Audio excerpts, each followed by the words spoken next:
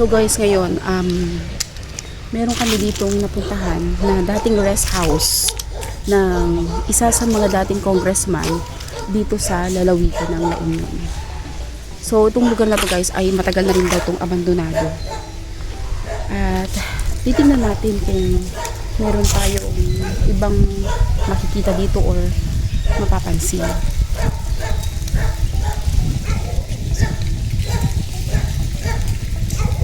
So sa vlog natin ngayon, kasama natin pa rin dito si Aya Ghostly Hour at ang ating bagong kaibigan na si Wally. So guys, samahan nyo kami. Ikutin natin to. So ayun guys, so napakaluwang ng bakuran nila. Bali ang namamahala na lang dito ngayon ay yung caretaker.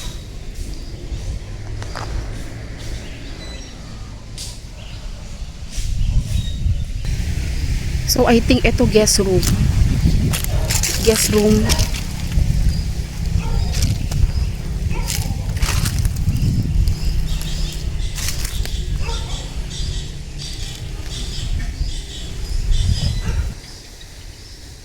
Ayan guys.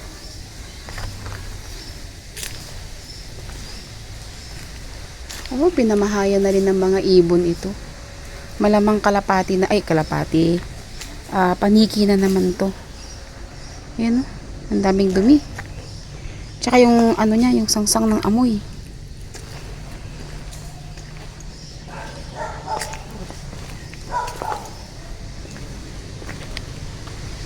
Guys.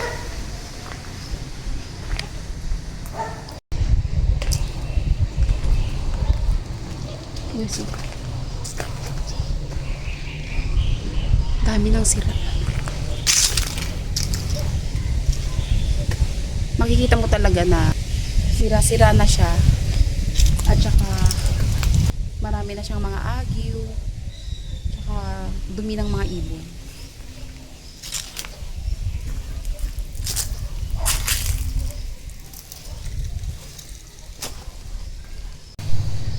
Tignan nyo guys, napakaganda talaga oh. Aya, ano masasabi mo dito sa lugar nila? Sa lugar na to? Maganda, maganda yung gawa. At palagay ko creepy dito talaga lalo sa gabi. So dito naman guys sa kabila ay pinaka ano rin nila ito. Siguro mga receiving area din to. Since ito nga ay rest house no. So nagpagawa sila dito ng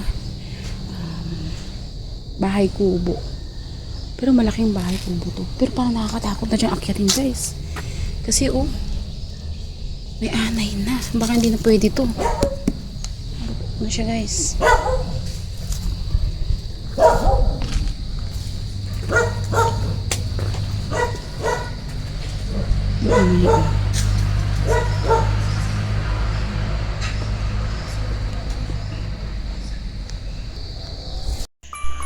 Kung may lumang bahay kubo nga na nagsasalita, ano kaya ang ibubulong nito sa atin?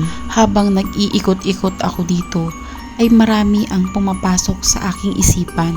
Ini-imagine ko nga kung gaano ito kaganda at kasigla noon. Guys, ito yung likod ng bahay kubo. Ayan.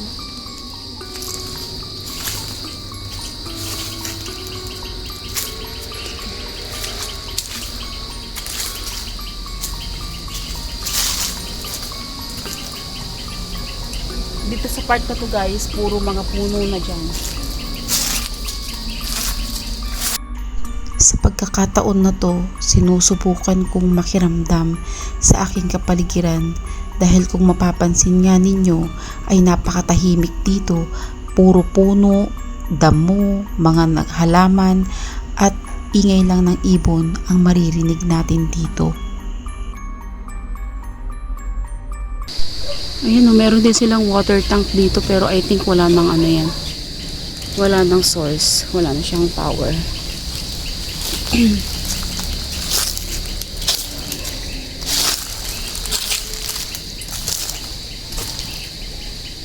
Grabe napakaluwang guys.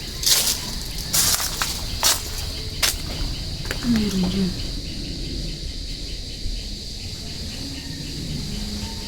Tao po. Tao po.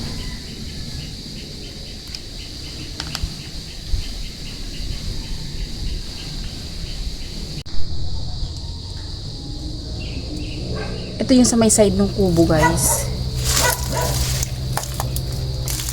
Medyo mababa siya. Hala, napaka-cute. Oh.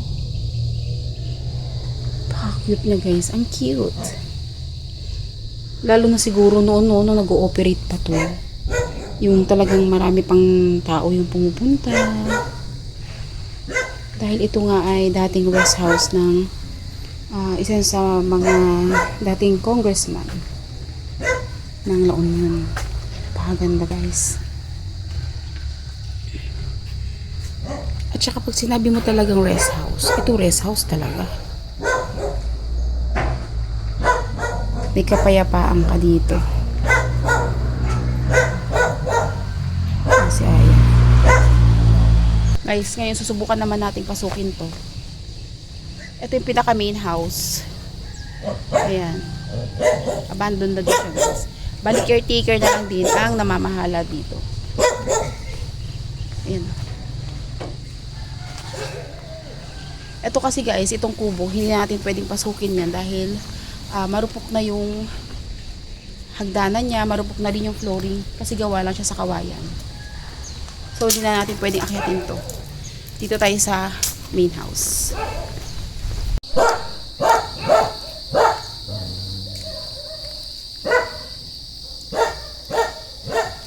So, ngayon guys, subukan naman natin pasukin to. Ini aso nila.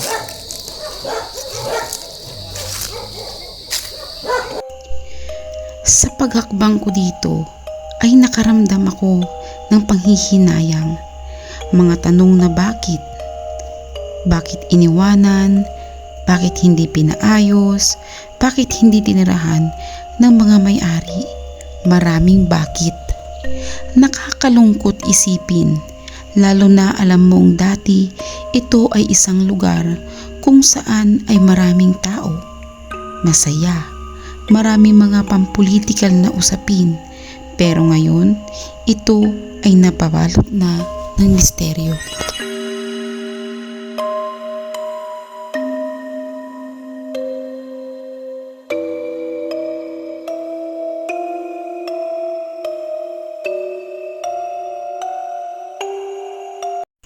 Guys, kung mapapansin ninyo, yung daanan papunta sa second floor ay hinarangan ng caretaker dahil ang hagdan nga nito ay medyo marupok na din.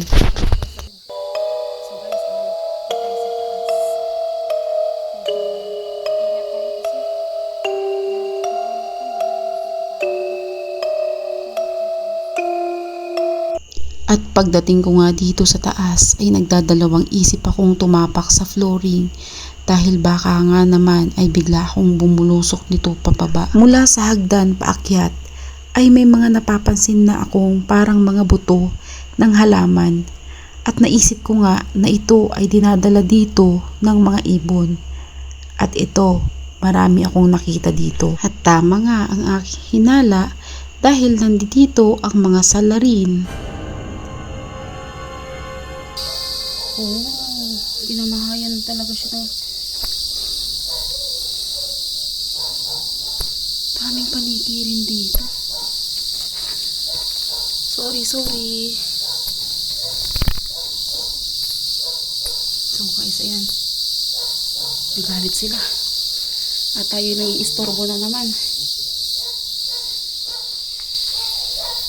So dito pala guys sa taas. Maraming room. Tao po. Okay, nakalak siya guys. So, ito, room na naman. Anybody home?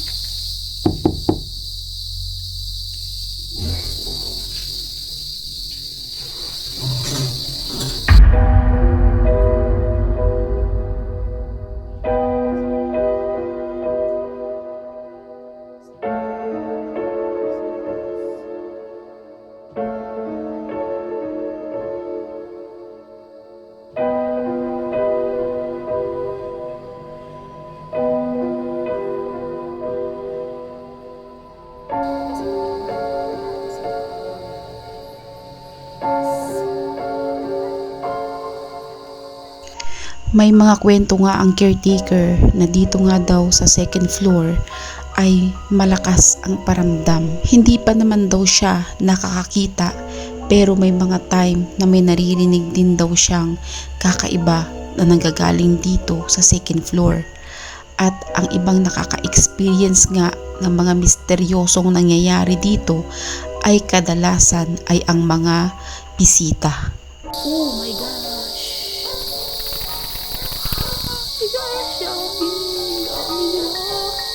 Ayan na naman tayo sa Paniki Ira.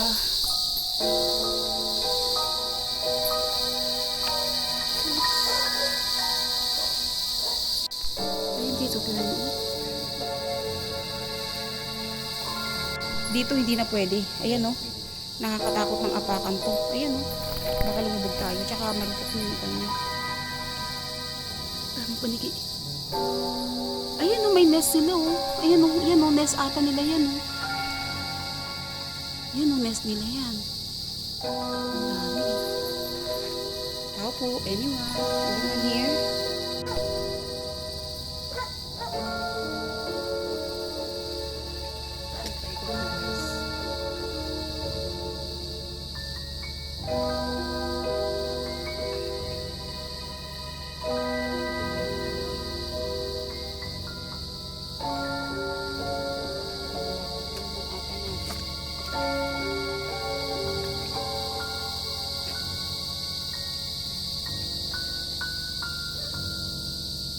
Lang at sayang lang at kumbaga parang hindi na siya na-restore. Ganito na lang siya. At meron na lang nangangasiwa or nangangalaga ng kapaligiran. At ito, kumbaga, itong area na to, itong private area na to ay binabantayan na lang nila. Pero sa restoration, sa mga oras na to siguro, baka wala pa, hindi pa nila napaplano ng mga naiwang pamilya ng dating may-ari nito. Pero masasabi ko talaga 101% na napakaganda ng lugar na to. So guys, from here, dito sa may second floor ng main house, napansin ko meron pala silang swimming pool. So puntahan din natin yan. Check natin guys. Baba tayo. So guys, baba tayo.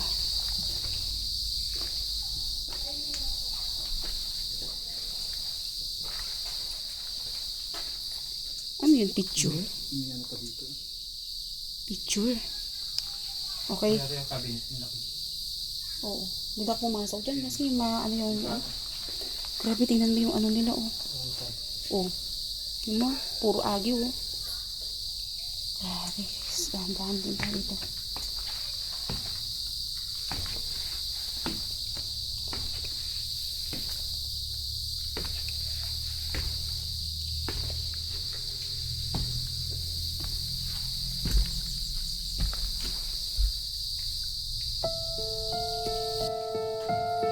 Ano yung picture?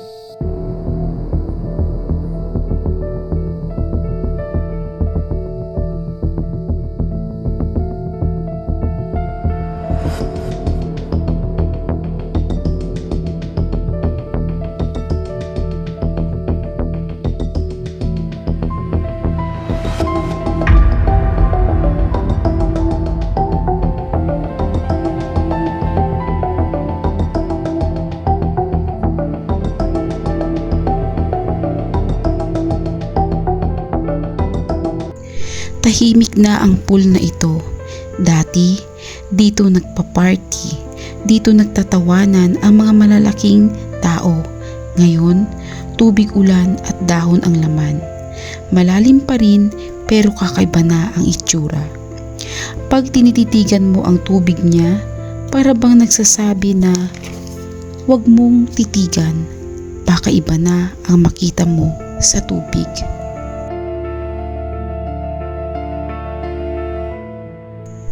Ito ang klase ng lugar na kahit tanghaling tapat, malamig ang hangin.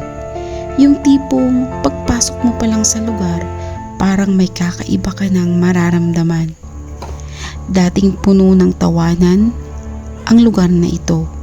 Ngayon, katahimikan na lang at mga bulong ang naiwan. Sabi nila, yung mga usapan daw dito noon ay hindi pa rin tapos hanggang ngayon.